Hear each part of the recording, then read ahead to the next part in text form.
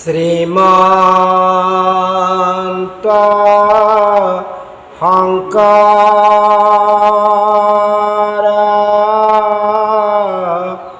হৰি ভকতৰ জানা যে নকল্প তৰু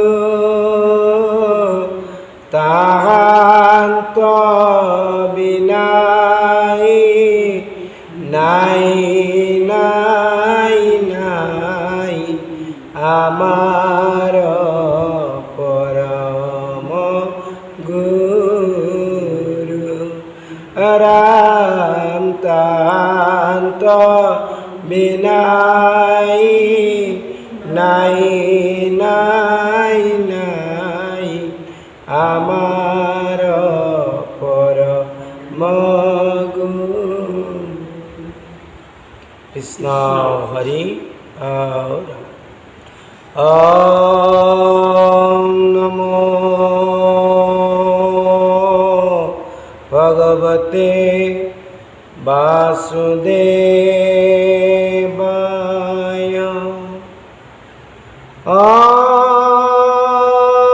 ওম নমো ভগবতে বাসুদেবায়।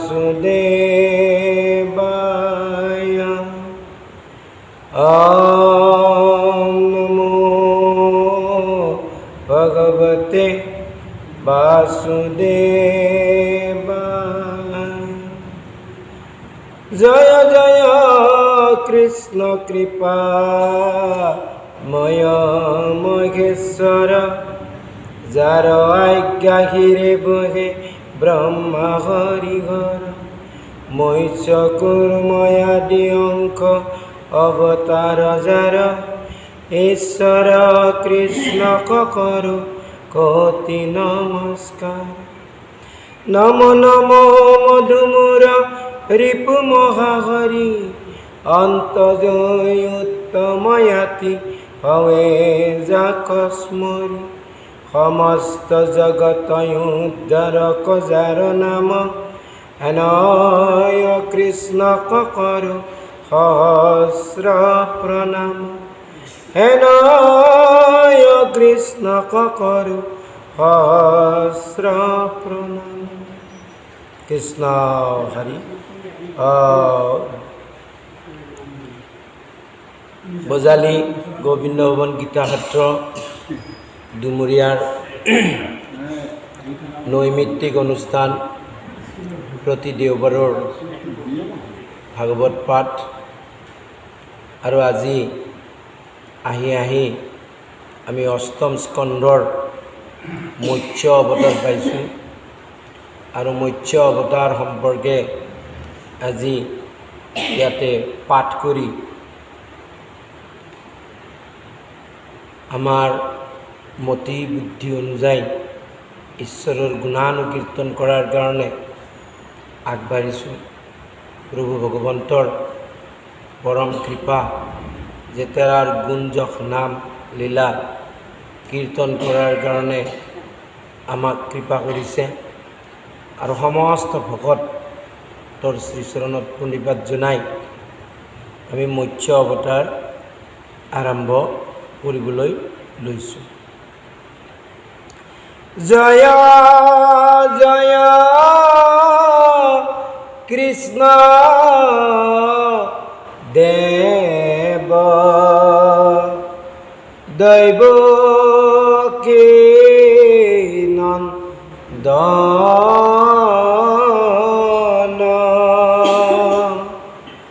ব্ৰহ্মা হৰি করে যারা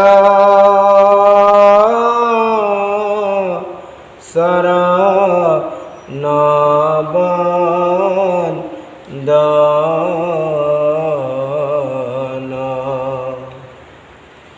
যার নাম স্মরিণরে তরয় সংসার বিনয় কৃষ্ণ করো কোটি নমস্কার।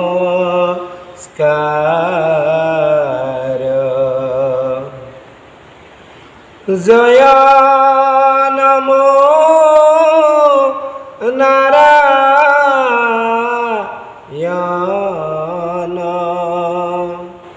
ভগবন্ত হরি যজ্ঞ আদি কৰি জিত নানা ৰূপ ধৰি কৰিলা ৰক্ষণ সৰ্ব মন্বন্তৰ গণ তাহানস ৰণে মনে সুখী লোক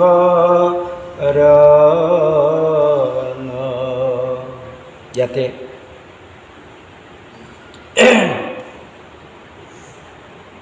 লিখকে ভগৱানৰ শ্ৰীচৰণত প্ৰাৰ্থনা জনাইছে। দৈৱকী নন্দন কৃষ্ণ, যাৰ শ্ৰীচৰণ ব্ৰহ্মা হৰেও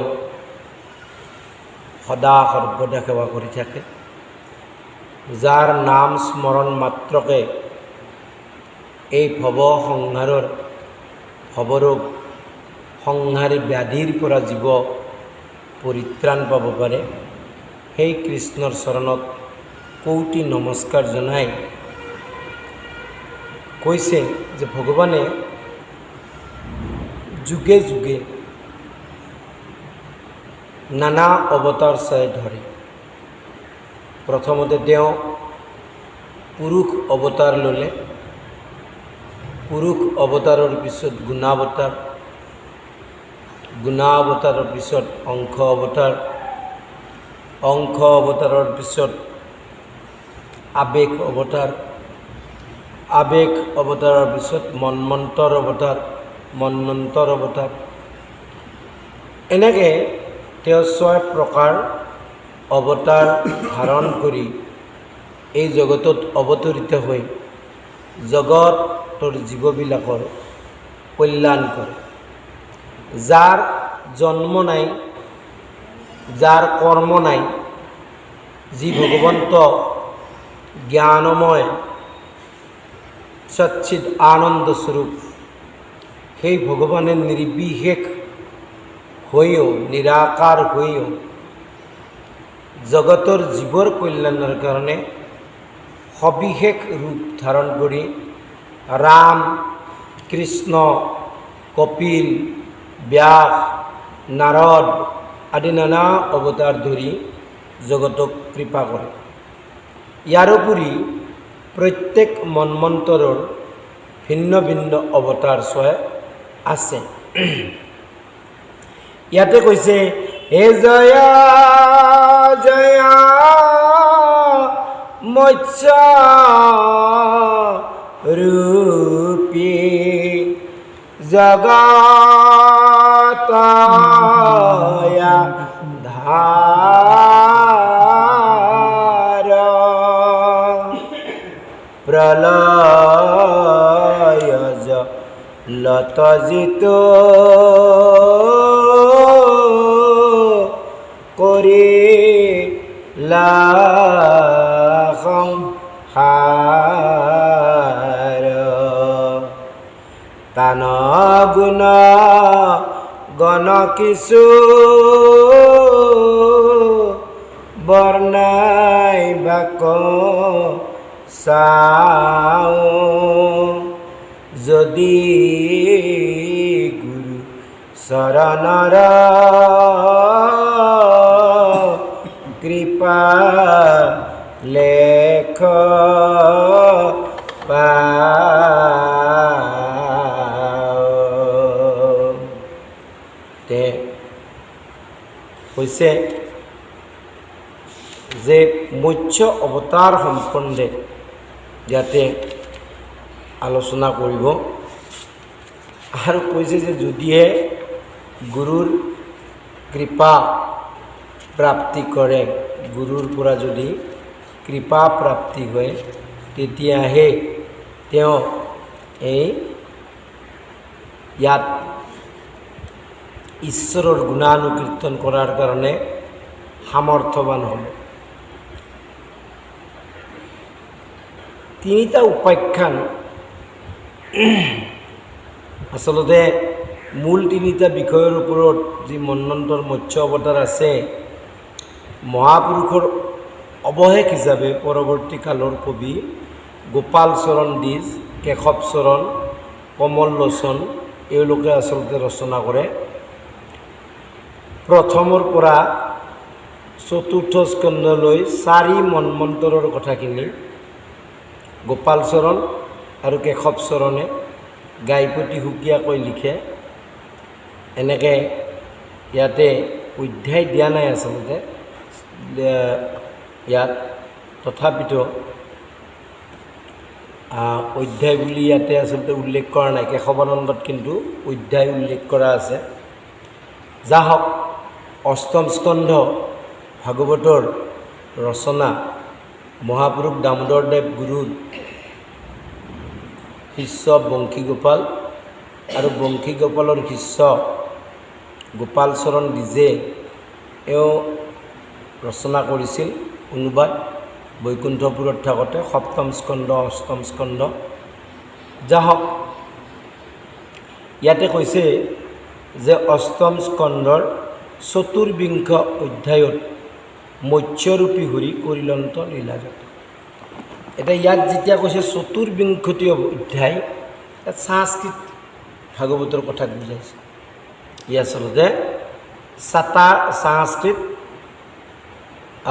ভাগৱতৰ 24 অধ্যায়ত অষ্টম স্কন্ধৰ মৎস্যৰূপী ভগৱানৰ এই লীলা সম্বন্ধে তাত বৰ্ণিত আছে আৰু তাৰ পৰাই ইয়াক অনুবাদ কৰা হৈছে।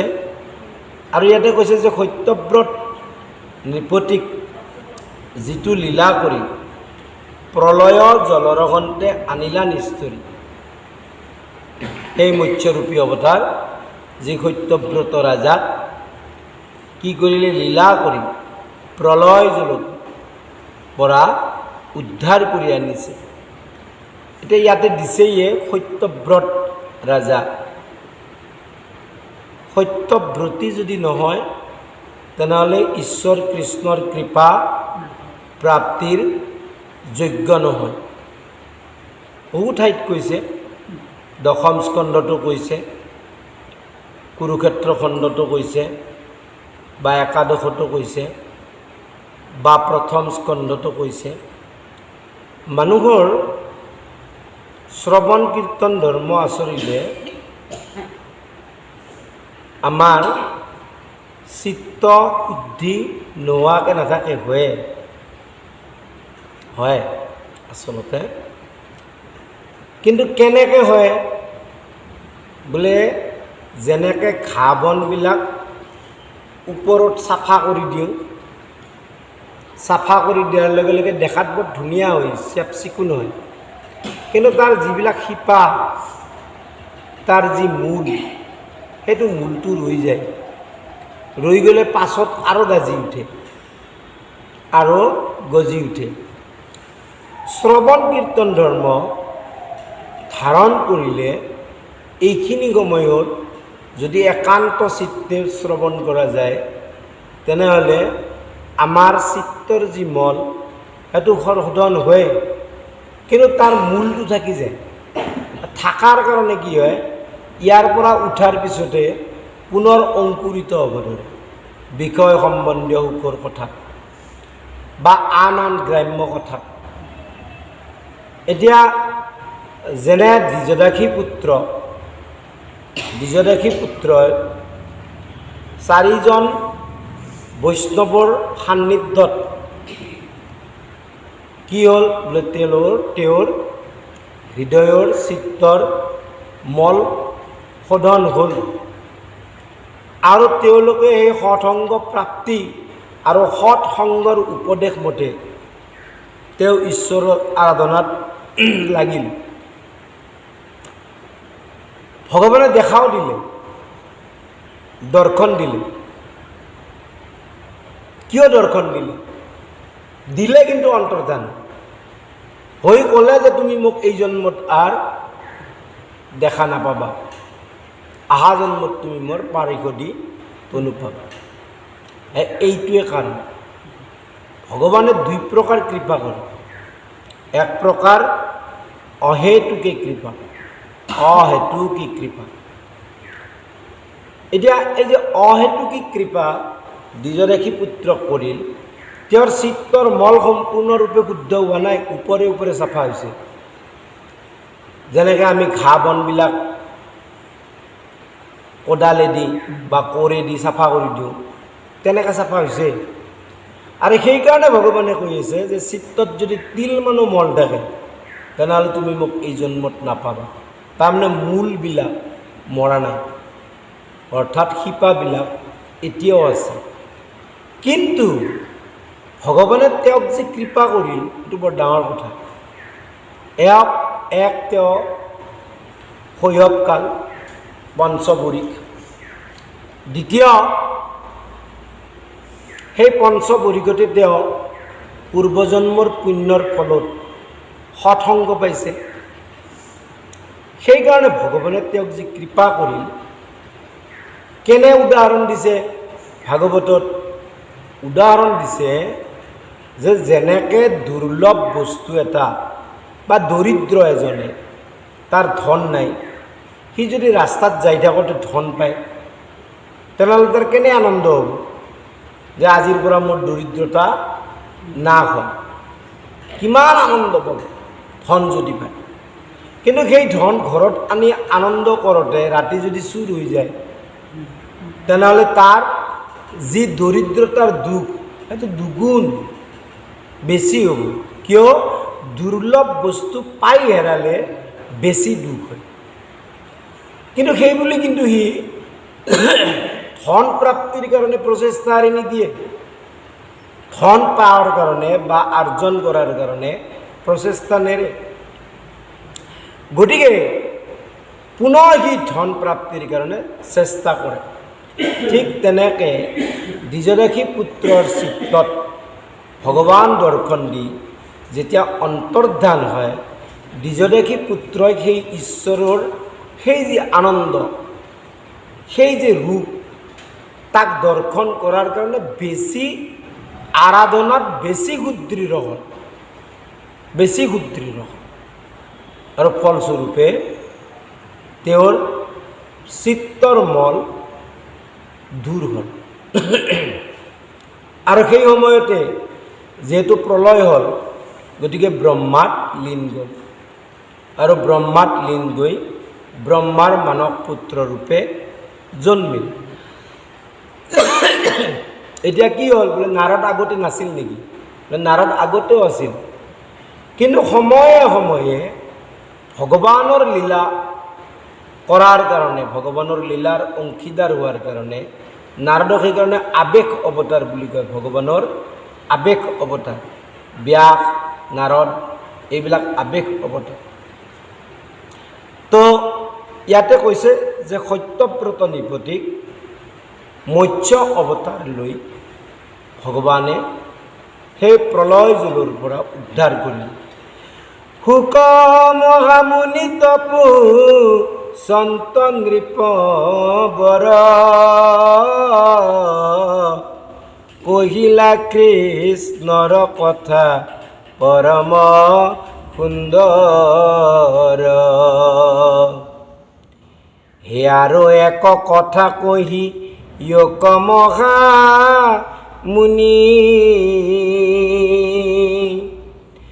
নখন্দে ত্ৰিপিতি মোৰ কৃষ্ণ কথা শুনি। মহাৰাজ পৰীক্ষিতে শুকৰ আগত কৈছে যে হে মহামুনি, তুমি পৰম সুন্দৰ কৃষ্ণ কথা কৈছা, আৰু কওক, এটা কথা মোক কওক, শুনাৰ কাৰণে বৰ আতুৰ হৈছোঁ। কি হয় বোলে, নখন্দে তৃপ্তি মোৰ কৃষ্ণ কথা শুনি, কৃষ্ণ কথা শুনি মোৰ তৃপ্তি নপলায়। এই যিটো আতুৰ, এই আতুৰটো যেতিয়ালৈকে জীৱৰ নহয় তেতিয়ালৈকে জীৱই ঈশ্বৰ দৰ্শন নকৰে। আমি ধনৰ কাৰণে, পুত্ৰ ভাৰ্যা ঘৰ গৃহস্থীৰ কাৰণে যিমান আতুৰ, আমি ঈশ্বৰৰ দৰ্শন লাভৰ কাৰণে আতুৰ নহয়, সিমান নহয়, আতুৰে নহয়, ব্যাকুল নহয় আমি। আৰু নোহোৱাৰ কাৰণে আমাক ঈশ্বৰে কৃপা নকৰে। বোলে কৃপা নকৰে যদি এই কি চলি আছে বোলে, এই পূৰ্বজন্মৰ প্ৰাৰব্ধ অনুযায়ী ফল পাই আছে। ঈশ্বৰে তাত কৰিবলগীয়া একো নাই। ঈশ্বৰ পূৰ্বজন্মৰ যি পুণ্য অৰ্জন, তাৰ ফলটো আমি ভোগ কৰি আছোঁ। এতিয়ালৈকে আমি ঈশ্বৰে কৃপা কৰিবলগীয়া যোগ্য পাত্ৰ হোৱা নাই। কিয় বোলে, ঈশ্বৰৰ দৰ্শন লাভৰ কাৰণে আতুৰে হোৱা নাই। আমি আতুৰ হৈ আছোঁ বিষয় সম্বন্ধীয় সুখৰ কাৰণে। ইয়াতে পৰীক্ষিতে কিয় দৰ্শন লাভ কৰিছিল বোলে, এইটো কাৰণতে তেওঁ কৃষ্ণ দৰ্শনৰ কাৰণে আতুৰ হৈছিল। আৰু ঘৰ গৃহস্থী, তিৰি চলি, মান সন্মান, ৰাজ সিংহাসন সমস্ত এৰি গুচি গৈছে গংগাৰ পাৰত। একো নাই, আৰু মমত এৰিয়া বুলি দিছে, প্ৰথম স্কন্ধত দিছে মমত এৰিয়া। পুত্ৰ ভাৰ্যা ধন জন গৃহ জ্ঞাতিগণ, সিংহাসন পদ প্ৰতিষ্ঠা মান সন্মান, এইবিলাকত মমত এৰিয়া তেওঁ গৈ গংগাৰ পাৰত বহিছে। এতিয়া একো নাই। যাৰ বুদ্ধিত বাকী সমস্ত মিছা হয়, মাত্ৰ কৃষ্ণ সঁচা হয়, তেতিয়াহে সেই বুদ্ধি কৃষ্ণ পদ পংকজত শৰণ লোৱা বুলি কয়। সেইটোহে শৰণ, সেইটোহে শৰণ, শৰণ। কিয় বোলে, বুদ্ধিত এইবাৰ আৰু আন একো নাই, মাত্ৰ এক কৃষ্ণ। সেইকাৰণে মুনিবিলাকে নানা কথা কৈছে। কোনোবাই তপ কৰিব দিছে, কোনোবাই জপ কৰিব দিছে, কোনোবাই দান কৰিব দিছে, কোনোবাই তীৰ্থ কৰিব দিছে। কিন্তু কি কৈছে পৰীক্ষিতে বোলে, স্বস্থ নহয় মন। ঋষিবিলাকৰ যি উপদেশ, তাত তেওঁৰ চিত্ত স্বস্থ নহয়, সন্তুষ্ট হোৱা নাই। নহয় তেওঁ কিন্তু ঋষিবিলাকক কোৱাও নাই যে আপোনালোকৰ ধৰ্ম মই পালন নকৰোঁ, তেনেকৈ কোৱা নাই। লোকে কি কৰিছে, কৃষ্ণ পদপংকজ হৃদয়ত ধাৰণ কৰি সুদৃঢ় চিত্তে কেৱল কৃষ্ণৰ গুণ যশ লীলা শ্ৰৱণ কৰাৰ কাৰণে তাত বহি আছে। আৰু তেনেকুৱা যদি সুদৃঢ় চিত্ত হয় ঈশ্বৰৰ ভজনা কৰাৰ কাৰণে, সেইজনে সৎসংগ পায়। সৎসংগ মানে খনিন তালুকদাৰ সৎসংগ নহয়, কাৰণ মই মোৰ নিজৰে চিত্ত শুদ্ধ হোৱা নাই। সৎসংগ কি বোলে, যি একান্ত, যি কৃষ্ণ বিনে আন নাজানে একো, সমস্ত কৈতৱ দেখে, চব মিছা, মাত্ৰ কৃষ্ণ সঁচা, কৃষ্ণৰ গুণৰ লগত যাৰ সম্পৰ্ক।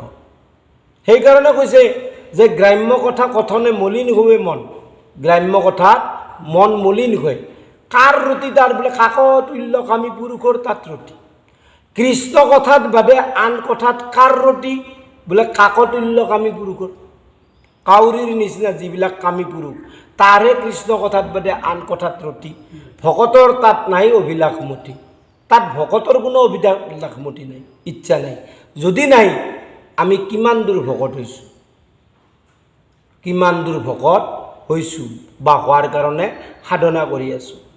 গতিকে তেনেকুৱা যদি ভকত হয়, যি সমস্ত আন কৈতৱ দেখি মাত্ৰ কৃষ্ণকে একান্ত হাৰ মানি কৃষ্ণৰ গুঞ্জক লীলাক মাত্ৰ ধৰি কেৱল শ্ৰৱণ কীৰ্তন কথন মথন কৰে, তেনেকুৱা সৎসংগ প্ৰাপ্তি হ'বলৈ হ'লে বুদ্ধিৰ পৰা সমস্ত সংসাৰ নাশ হৈ কেৱল কৃষ্ণ ভজনাৰ কাৰণে সুদৃঢ় চিত্ত হ'ব লাগিব।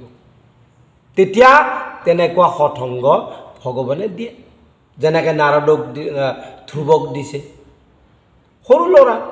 কিন্তু এটাই কথা, ঈশ্বৰৰ ভজনা কৰিব। কিয়? মাতৃয়ে কৈছে, বিমাতাই কৈছে, অৰ্থাৎ সতীয়া মাক মানে সতিনী মাক যি আছে, সুৰুচি কৈছে, সুনীতিও কৈছে। গতিকে এটাই কথা, ঈশ্বৰ ভজনা কৰিব। ঈশ্বৰক ভজন, নাৰদে কিমান প্ৰলোভন দিছে, কিন্তু ঈশ্বৰ ভজনা বাদে অন্য কথা ভাবা নাই। তেতিয়া কি হ'ব? বোলে তেতিয়াহে ঈশ্বৰ দৰ্শন হয়, তেতিয়াহে ঈশ্বৰ প্ৰাপ্তি হয়, তেতিয়াহে চিত্ত শুদ্ধ হয়, পৰিশুদ্ধ হয়। পৰিশুদ্ধ তাৰ কাৰণে একেদিনাই নহয়, লাহে লাহে লাহে লাহে লাহে লাহে একদম আস্তে আস্তে আমি সাধনাৰ স্তৰত আগবাঢ়ি গৈ থাকিব লাগিব। হে ৰাম সেইমতে সত্যব্ৰত নৃপতি কহৰি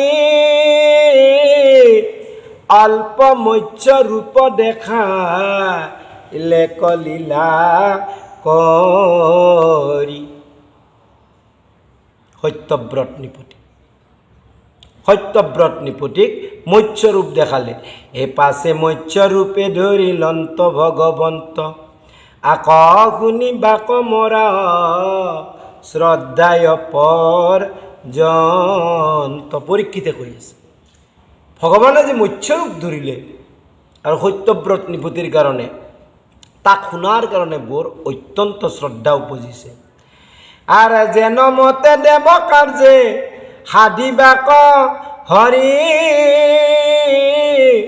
অদিতিৰ হন্তে ভৈলা বতুৰূপ ধৰি। দেৱতাৰ কাৰ্য সাধন কৰাৰ কাৰণে, দেৱতাবিলাকক কৃপা কৰাৰ কাৰণে ভগৱানে অদিতিৰ গৰ্ভত বামন অৱতাৰ ৰূপে তেওঁ অৱতৰিত হৈছে।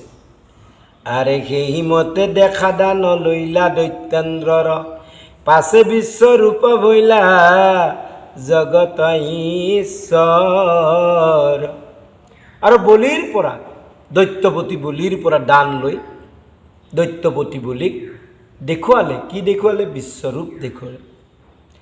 আৰু যেন মতে অদ্ভুত কৰ্ম ভগৱন্ত আদি মৎস্য ৰূপ লীলাই ধৰি লন্ত। আদি মৎস্য ৰূপ, অদ্ভুত কৰ্ম ভগৱানৰ, কি কৰিব নোৱাৰে তেওঁ, যিহেতু তেওঁ শক্তিমন্ত, তেওঁ শক্তিমন্ত। গতিকে তেওঁ কৰিব নোৱাৰা একোৱেই নাই। বহুতে ক'ব বোলে ভগৱানটো ব্ৰহ্ম,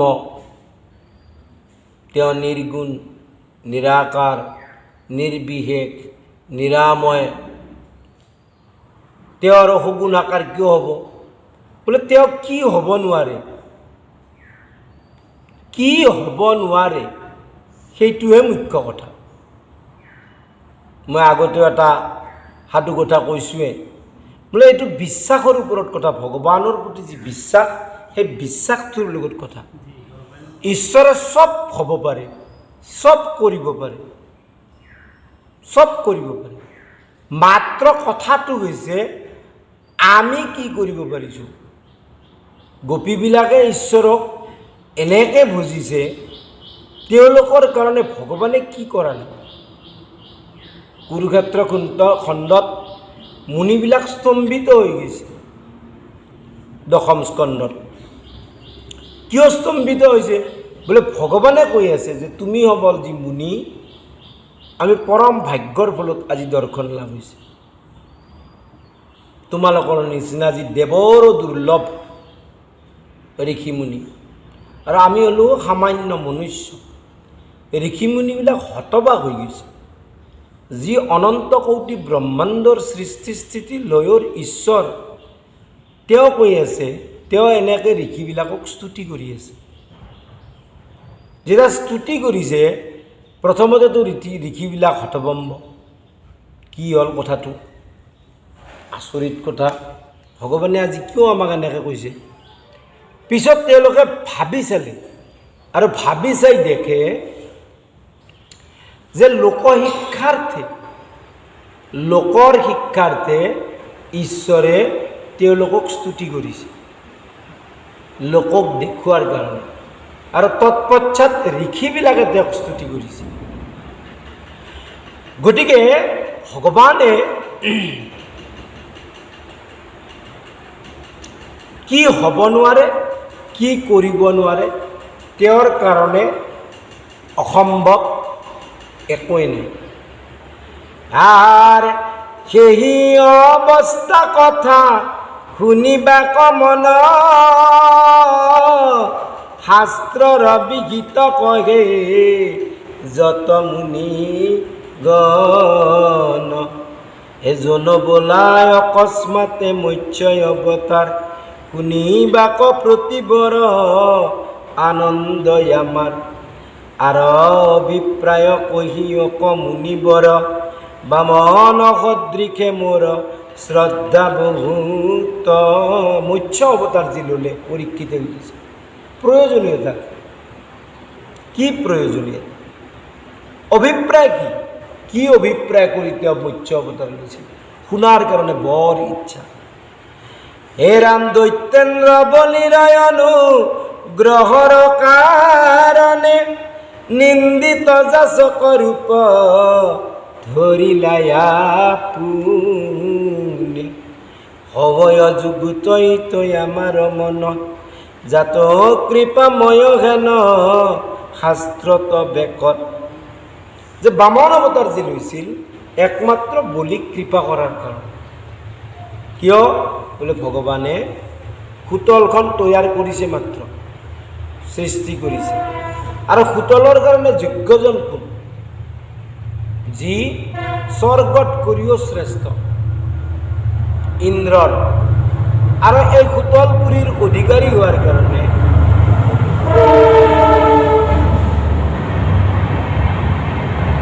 ব্ৰহ্মা ইন্দ্ৰ আদি সকলো ঈশ্বৰক খুজিছিল কিন্তু ভগৱানে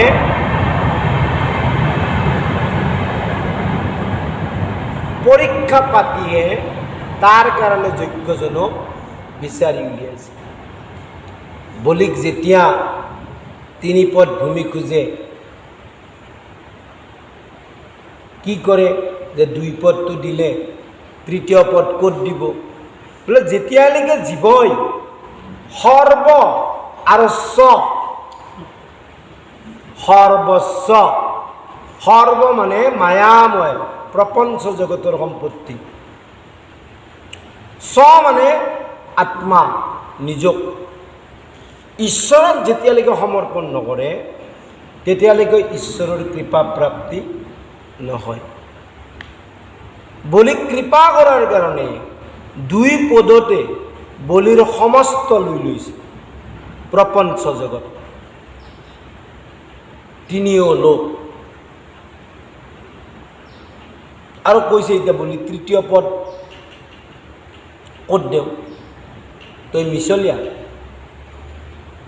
তই মহামিছলীয়া বলি কৈছে প্ৰভু মই মিছা কোৱা বুলি নক'ব মই তোমাক দিবহে লাগে তৃতীয় পদ মোৰ ইয়াত দিয়া কিয় বোলে এই মূৰটোৰ আশ্ৰয় কৰি আমি জগতখনত চব কৰি আছোঁ বুদ্ধিক আশ্ৰয় কৰিয়ে আমি জগতৰ এই প্ৰপঞ্চ জগত মায়াময় জগতত বন্ধনযুক্ত হৈ আছোঁ এই বুদ্ধিটো যেতিয়ালৈকে ঈশ্বৰত সমৰ্পিত নহয় তেতিয়ালৈকে জীৱৰ কল্যাণ নাই আৰু যেতিয়া এই বুদ্ধিক ঈশ্বৰত সমৰ্পণ কৰা যাব তেতিয়াই জীৱৰ কল্যাণ সেইকাৰণে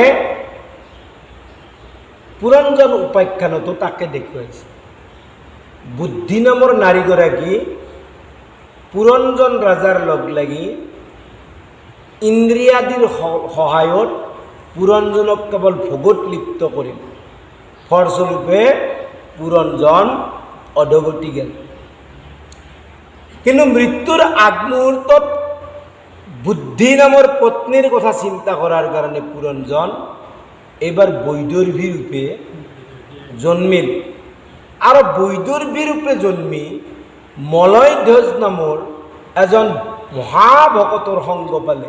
সংগৰ কথা চব তাত বুদ্ধিৰ অংগ পাইছিল, গতিকে ভোগত লিপ্ত হ'ল। এইবাৰ কি বোলে সৎ সংগ পালে আৰু পৰিণামস্বৰূপে তেওঁৰ দৃঢ়চ্যুতা নামৰ ছোৱালী আহিল। এনেকৈ বহুত কথা আছে। আৰু শেষত বৈদৰ্ভী মুক্তি প্ৰাপ্তি কৰিলে। সংগটো সৎ সংগ মানে ঈশ্বৰৰ সংগ। সৎ মানে ঈশ্বৰ, বাকী চব অসৎ। সৎ মানে ঈশ্বৰ, বাকী চব অসৎ। যত দেখা শুনা মানে সমস্ত অসৎ, মাত্ৰ ঈশ্বৰ সৎ। গতিকে ঈশ্বৰৰ সংগ মানেয়ে হৈছে কি বোলে ঈশ্বৰৰ সংগ মানে সৎ সংগ। ঈশ্বৰ কুৰুক্ষেত্ৰ খণ্ডত দেখুৱাইছে, ভগৱানে কৈছে যে যে মইতো তোমালোক নিৰন্তৰ তোমালোকৰে কথা চিন্তা কৰি থাকোঁ। অথচ গোপীবিলাক থাকে গোকুলত, কৃষ্ণ থাকে দ্বাৰকাত, নিৰন্তৰ তোমালোকৰে কথা চিন্তা কৰি থাকে সদায়। আৰু গোপীবিলাকে যেতিয়ালৈকে কৃষ্ণৰ দৰ্শন পাই আছে তেতিয়ালৈকে হাতযোৰ কৰি যাই আছে, আৰু যেতিয়াই কৃষ্ণৰ দৰ্শন নোপোৱা হৈছে লগে লগে কৃষ্ণক হৃদয়ত ধাৰণ কৰিছে। সেইকাৰণে মুখে বোলা ৰাম, হৃদয় ধৰা। এই হৃদয়তে কৃষ্ণ আছে। এই কৃষ্ণক আমি অভ্যাস কৰিব লাগে হৃদয়ত ধাৰণ কৰাৰ কাৰণে। যেতিয়ালৈকে আমি কৃষ্ণ পদপংকজ হৃদয়ত ধাৰণ নকৰোঁ তেতিয়ালৈকে চিত্ত শুদ্ধি নহয়, তেতিয়ালৈকে আমাৰ মন সদায় গ্ৰাম্য কথাতে মজি থাকে, গ্ৰাম্য কথাৰে মাত্ৰ চলি থাকে। ইয়াতে কৈছে যে বামন ৰূপে তেওঁ বলিক কৃপা কৰিলে। বলিৰ এনেকৈ কৃপা কৰিলে যে চক্ৰ ধৰি বলিৰ ৰাজবাত থাকিল। আৰু দৈত্যবিলাকে যদি হৰিৰ গুণানুকীৰ্তন নকৰে তেনেহ'লে চক্ৰে তাহাৰ কাৰোবাৰ হাত কাটি দিয়ে, কাৰোবাৰ গল কাটি দিয়ে, কাৰোবাৰ ভৰি কাটি দিয়ে, কাৰোবাৰ নাক কাটি দিয়ে, কাৰোবাৰ কাণ কাটি দিয়ে। উপায় নোপোৱা হৈছে দৈত্যবিলাকে। বলিক সমালোচনা কৰে যে ই আমাক অধগতি নিলাক এইবিলাক কৰি। কিন্তু তেনেতেই কি কৰে বোলে ইয়াৰ এই হৰি কথা, ই পাগল হৈছে, ইয়াৰ এই হৰি কথাত গুৰুত্ব দি লাভ নাই, আমাৰ ভুল। যেতিয়াই দৈত্যবিলাক ৰাজগৰ পৰা ওলাই আহে ভগৱানৰ চক্ৰই তাহাঁতক শাস্তি দিয়ে, আৰু সিহঁতে ভয়তে দৌৰি দৌৰি যায় আৰু হৰি কথাত তাতে গুণানুকীৰ্তনত লাগি যায়, হৰি কীৰ্তনত লাগে। গতিকে ভগৱানে কেনে কৃপা কৰিছে বুলি। আর কি কারণে লোকতগু পিয়া মৎস্য বেখ সত্যগুণ প্রধান রিলারিকি কেখ কি কারণে লোকত গুপিয়া অত্যন্ত গোপনে মৎস্য অবতার ধরিলে, আর যে নির্গুণ পুরুষ সত্যগুণৰ লীলা কিয় কৰিলে। আৰ যেন কৰ্মাধীন জীবে ধৰে নানা ৰূপ ইহাৰ কাৰণ মত কহিও স্বৰূপ। মনুষ্যবিলাকে জীৱবিলাকে কৰ্মৰ অধীন। আমি যে এইবাৰ মনুষ্য হৈছোঁ তেনে নহয়, অনাদিকালত কত শত সহস্ৰবাৰ মনুষ্য জন্ম পাইছোঁ। কিন্তু হৰিক নভজি বিষয়ক আসক্তি কৰাৰ কাৰণে, বিষয়ক সাৰ মানাৰ কাৰণে আমি বাৰে বাৰে অন্য অন্য জনিত আৰু জন্মি জন্মি জন্মি এটা সময়ত মনুষ্য শৰীৰ পাওঁ। কিন্তু পালে কি হ'ব বোলে মনুষ্য শৰীৰ পালেও মনুষ্য শৰীৰৰ যিটো বিশেষত্ব সেইটো আমি উপলব্ধি নকৰি আমি ঈশ্বৰ ভজনা কৰাৰ পৰিৱৰ্তে আমি পুনৰ বিষয়ত মত্ত হৈ কি কৰোঁ আৰু অধগতি যাওঁ। আৰু অধগতি যাব। গতিকে জীৱ কি বোলে কৰ্মবন্ধৰ অধীন, কৰ্মফলৰ অধীন, কৰ্মাধীন। আৰু সেইকাৰণে কি কৰে বোলে জীৱই নানা ৰূপ নানাজনীত বিচৰণ কৰি ফুৰে, ঘূৰি ফুৰে। যেনেকৈ ভৰত ৰাজাই হৰিণ হ'ল, হৰিণৰ পাছত আৰু ব্ৰাহ্মণ কুলত জন্মিল। উত্তম শ্লোকৰ জিত চৰিত্ৰ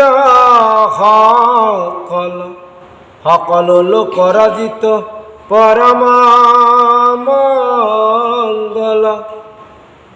এতে কতে গুৰু মই কৰহ কাতৰ, কহিয়ক কথা মত প্ৰাণমাধৱৰ। উত্তম শ্লোক মানে ভগৱানৰ কথা কৈছে। ভগৱানৰ যি চৰিত্ৰ পৰম মংগল, কাৰ কাৰণে? সকলো লোকৰ কাৰণে। গতিকে সেই গুৰুদেৱ মাত্ৰ মোক সেই মাধৱৰ, প্ৰাণবন্ধু মাধৱৰ গুঞ্জক লীলা তুমি মোৰ আগত কীৰ্তন কৰা। অন্তকালে তোমা তপু শিৱে পাইলো লাগ, হে না জানো আমাৰ কত আছে পুণ্য ভাগ। মৃত্যুৰ আগমুহূৰ্তত তোমাক লগ পাইছোঁ, এনেকুৱা সুন্দৰ অমৃত কথা শুনিবলৈ বা সুধিবলৈ। নাজানো মোৰ কিমান ভাগ্য আছে, কিন্তু তোমাক যে পাইছোঁ প্ৰভু, এইটোৱে মোৰ পৰম ভাগ্য। গংগাৰ পাৰত কম ঋষি নাই, কত শত সহস্ৰ ঋষি আছে। বশিষ্ঠ, ব্যাস, অত্ৰি, পুলস্থ, কুলয়ী, আৰ্তিসেন আদি কৰি কত ঋষি আছে, পৰাশৰ। কিন্তু ইমানবিলাক ঋষি পৰীক্ষিত বিশিষ্ট মৃত্যু দিয়াৰ কাৰণে যোগ্য নাছিল। আৰু যিজন যোগ্য তেওঁ বিশিষ্ট মৃত্যুৰ দিয়াৰ কাৰণে সেইজন হ'ল শুকদেৱ। ব্যাসে নিজে ভাগৱত ৰচনা কৰিছে, তেওঁতো নিজেও ক'ব পাৰিলে হয়, বোলে ব্যাসে ক'লেও নহ'ল। নিৰ্গুণ ভগৱানৰ যজ্ঞগুণ নিৰ্গুণ পুৰুষে যেতিয়া কীৰ্তন কৰে তেতিয়াহে বিশিষ্ট মৃত্যু প্ৰাপ্তি হ'ব পাৰে। সেইকাৰণে এজন সদাগৰ তেওঁ ভাগৱত শুনি এক ঠাইত আৰু আহি গম পালে যে 7 দিনৰ দিনা পৰীক্ষিতৰ কাৰণে পৰীক্ষিতে মুক্তি পালে। ধুন্দুকাৰীৰ কাৰণে বিমান আহি গ'ল। তেতিয়া গৃহত আহি ঘোষণা কৰি দিল যে তেওঁ ভাগৱত শুনিব 7 দিন মুক্তি প্ৰাপ্তিৰ কাৰণে, বিমানৰ কাৰণে। গতিকে তেওঁ যিমান টকা লাগে কথা নাই, তেনেকুৱা ভাগৱত পাঠক লাগে। তেনে ভাগৱত পাঠক ক'ত পাব? তথাপিতো এজন সকলোৰে ভিতৰত শ্ৰেষ্ঠজনক লৈ আহক, আনি তেওঁক গোটেই বৰণ তৰণ কৰি টকা পইচা দি ধন সম্পদ দি 7 দিন ভাগৱত শুনিল। কিন্তু শুনিলে কি হ'ব? ৰাজা আছিল তেওঁ, ৰাজা, সদাগৰ নহয়, ৰজা আছিল। বিমান নাই, মুক্তিও নহ'ল। কিয় নহ'ল? আচৰিত হৈছিল। হয় তেওঁ ভাগৱত বক্তাক ধৰিছে যে কি কাৰণত মোৰ মুক্তি নহ'ল, কিয় নহ'ল? তোমাকতো যি লাগে তাকে দিছোঁ, বোলে এই সম্বন্ধেতো মই আপোনাক ক'ব নোৱাৰোঁ। বোলে কোনে ক'ব পাৰে? বোলে মোৰ গুৰুজনাই পালে। গুৰুজনাক মাতা হ'ল। গুৰুজনাক সুধিলে যে পৰীক্ষিতে যি পালে আমি কিয় নাপাম, মই কিয় নাপাম? বোলে তুমি কিয় পোৱা নাই তাৰ কাৰণে তুমি এটা কাম কৰিব লাগিব। বোলে কি? বোলে প্ৰথম তুমি ৰাজত্বটো এৰা, এৰি মুকুটটো মোৰ মূৰত দিয়া, মোক ৰাজা পাতা। তে ৰাজাই কৈছে বোলে ঠিক আছে। তে ৰাজাই সেই গুৰুজনাক মুকুটটো অভিষেক কৰি ৰাজা পাতি দিলে। বোলে এতিয়া মই যিহেতু ৰাজা, মোৰ আদেশে সৰ্বোপৰি। বোলে অঁ আপোনাৰ আদেশে সৰ্বোপৰি, ঠিকে আছে। প্ৰহৰীক মাতিছে, এইফালে বোলে কি ইয়াত দুইটাকে বান্ধি থৈ, ইয়াত দুটাকে বান্ধি থৈ দি, দুটাকে বান্ধি থৈ দিলা। আৰু সেই ব্ৰাহ্মণ পণ্ডিত যিজন গুৰু, তেওঁ কৈছে যে এতিয়া দেচোন মুকা ল, মুকা ল'ব নোৱাৰে, মুক্ত হ'ব নোৱাৰে। তেতিয়া গুৰুজনাই কৈছে যে তোমালোক দুটাই বিষয় সম্বন্ধীয় সুখত মায়াময় জগতত বদ্ধ জীৱ। তুমি ভাগৱত শুনিছা 7 দিন, কিন্তু তুমি 7 দিনৰ কাৰণেহে ৰাজকাৰ্য এৰিলা। 7 দিন পিছততো তুমি ৰাজকাৰ্য আৰু তুমি ল'বা হাতত, তুমিতো এৰা নাই, মনৰ পৰা ত্যাগ কৰা নাই। পৰীক্ষিতে সমস্ত এৰি গৈছে। পৰীক্ষিতে আৰু ঘূৰি অহাৰ কথা ভবা নাই। সমস্ত পুত্ৰ জন্মে যে সমৰ্পণ কৰি তেওঁ গুচি গৈছে। আৰু তুমি ৰাজত্বটো এৰাই নাই, মাত্ৰ 7 দিনৰ কাৰণে তুমি ৰাজকাৰ্য পৰিচালনা কৰা নাই। আৰু এওঁ যে ভাগৱত পাঠ কৰিছে বোলে, বোলে এওঁ টকাৰ কাৰণে, ধনৰ কাৰণে কৰিছে। তেওঁক তুমি ধন দিছা, ধন দিয়াৰ কাৰণেহে কৰিছে, তেওঁ বিনিময়ত কৰিছে। গতিকে এজন বিষয়ী আন এজন বিষয়ী কেনেকৈ মুক্তি দিব পাৰে? ই নিজে মায়াময় জগতত, প্ৰপঞ্চ জগতত বদ্ধ, তুমিও বদ্ধ। গতিকে দুয়োটাৰে হাত বান্ধা আছে, কোনে কাক মুক্তি দিব? সম্ভৱ নহয়, সম্ভৱ নহয়। গতিকে এই জগতত ব্যাসে কিয় পৰা নাই? ভাগৱত ৰচনা কৰিও বোলে ব্যাসে মুক্তি দিয়াৰ কাৰণে যোগ্য নহয়। তেওঁ তেতিয়াও সত্বগুণত আছিল। নিৰ্গুণ পুৰুষৰ প্ৰয়োজন, যি বিষয় সম্বন্ধীয় সুখত যাৰ নাই, আসক্তি নাই, সেইজনেহে জীৱক মুক্তি দিব পাৰে ভাগৱতৰ জৰিয়তে। সেইকাৰণে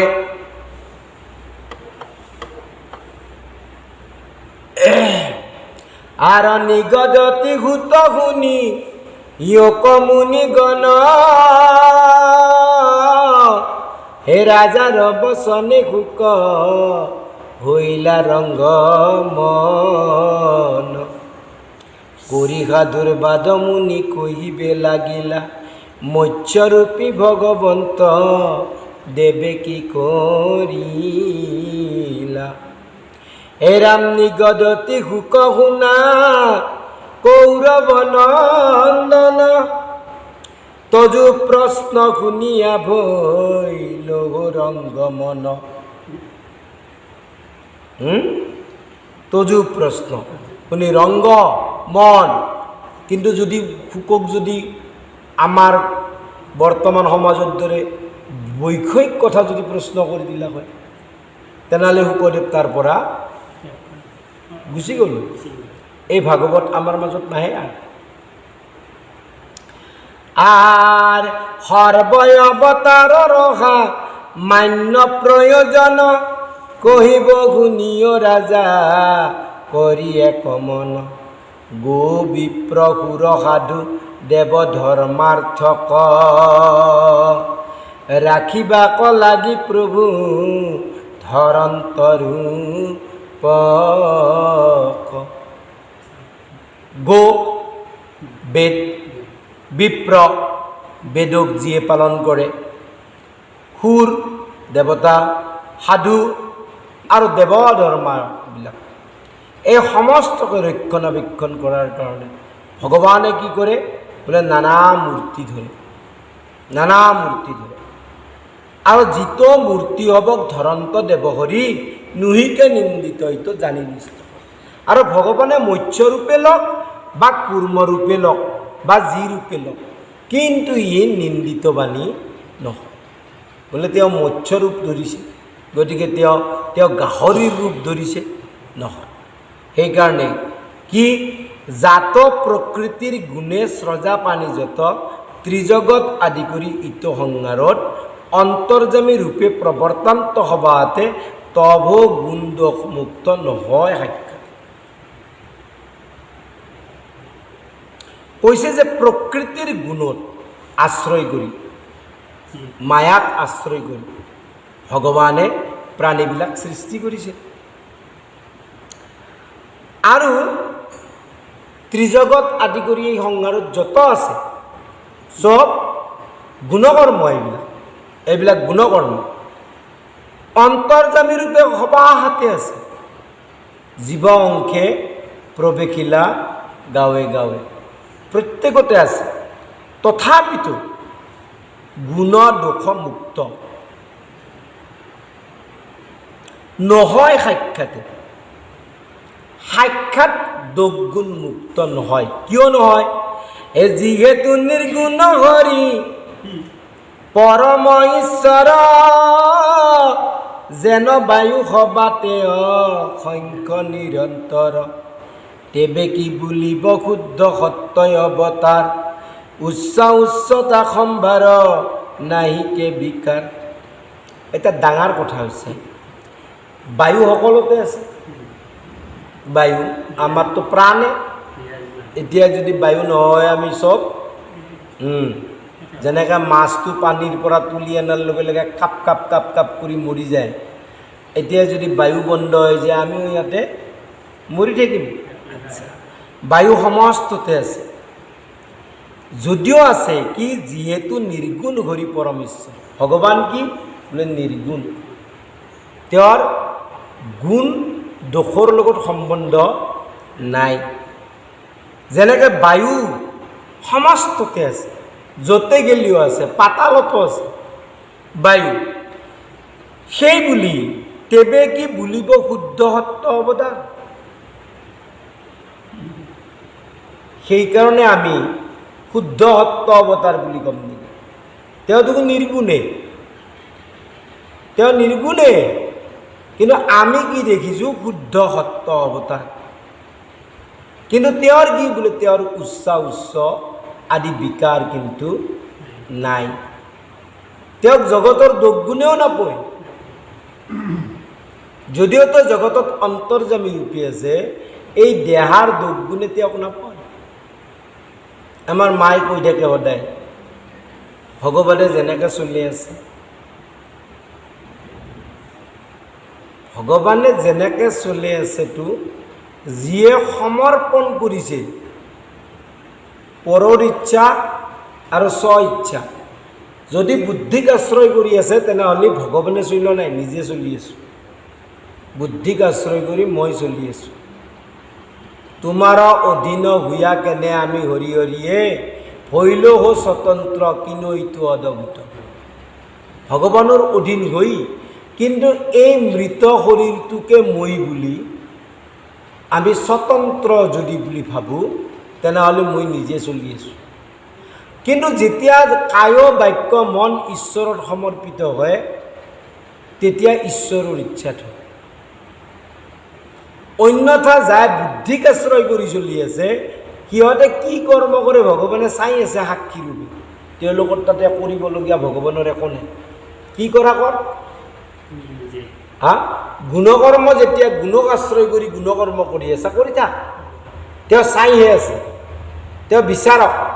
কিন্তু যদি কায় বাক্য মন যদি ঈশ্বৰত সমৰ্পিত হয় তেতিয়া কিন্তু সেইজনৰ নিজস্ব নাই। তেওঁ কি পৰৰ ইচ্ছাত, ঈশ্বৰৰ ইচ্ছাত। শুকদেৱে কৃষ্ণ কথা কৈ আছে পৰৰ ইচ্ছাত, ঈশ্বৰৰ ইচ্ছাত। মহাপুৰুষ শংকৰদেৱে ইয়াতে বহু জেগাত লিখিছে যে প্ৰভু হৃদয়স্থিত হুয়া যিমতে শিকাইলা, তুমি হৃদয়ত থাকি যেনেকৈ মোক শিকাইছা তেনেকৈ মই শিকিছোঁ। গতিকে আর এবে গুণা মৎস্যয় হব তার প্রয়োজন বিশেষ করিয়া রাজা করিব বর্ণন পূর্বকাল অন্তেজিত ভইলে প্রলয় নৈমিত্তিক করি যাক জগতে বলয়। নৈমিত্তিক প্রলয়, নিত্য প্ৰলয়, নৈমিত্তিক প্ৰলয়, প্ৰাকৃত প্ৰলয় আৰু আত্যন্তিক প্ৰলয় বা মহাপ্ৰলয়। সেই প্ৰলয়ত তিনি লোক তল গ'ল, স্বৰ্গ মৰ্ত্য পাতাল, এই তিনি লোক তল গ'ল। আৰু তেতিয়া কি হ'ল? বাকী আছে, কিন্তু বাকী নোহোৱা নহয়, স্বৰ্গ মৰ্ত্য পাতালহে তল গ'ল, তিনি লোক তল গ'ল। সেইবেলা তানমুখ হন্তে বেদযত পৰিল বাহিৰে গুয়া প্ৰলয় জল। সেই সময়ত কি হ'ল? বোলে মুখৰ পৰা বেদবিলাক পৰি গ'ল। কাৰ? ব্ৰহ্মাৰ। আৰু তান্ন সন্নিহিতে হয়গ্ৰীৱ দৈত্যেশ্বৰ, হয়গ্ৰীৱ নামৰ দৈত্যই সেই বেদবিলাক চুৰি কৰি লৈ গুচি গ'ল। ভগৱানে গম পালা আৰু লগে লগে তেওঁ ধৰিলন্ত মহামৎস্যৰূপ ভয়ংকৰ, তেওঁ মৎস্যৰূপ ল'লে আৰু লৈ হয়গ্ৰীৱ দৈত্যক বধ কৰি বিধাতাৰ আগে কৰিলন্ত সমৰ্পণ, ব্ৰহ্মাৰ হাতত পুনৰ সমৰ্পিত কৰিল। আৰু ব্ৰহ্মা অত্যন্ত আনন্দিত হ'ল, ঈশ্বৰ কৃষ্ণক প্ৰণাম কৰি কৈছে, শুক নিগদতি শুনি ইয়ক পৰীক্ষিত আতনন্তৰে শুনা কৃষ্ণৰ চৰিত। ইয়াৰ পিছত